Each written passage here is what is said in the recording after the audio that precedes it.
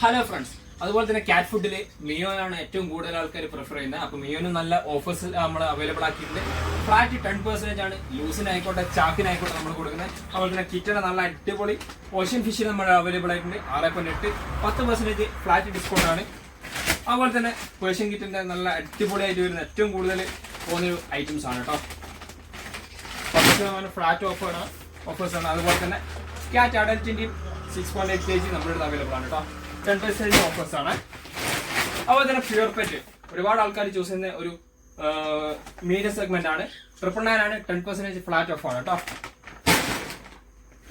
അതുപോലെ തന്നെ ബിസ്കസ് നല്ല അടിപൊളി ഐറ്റംസ് ആണ്.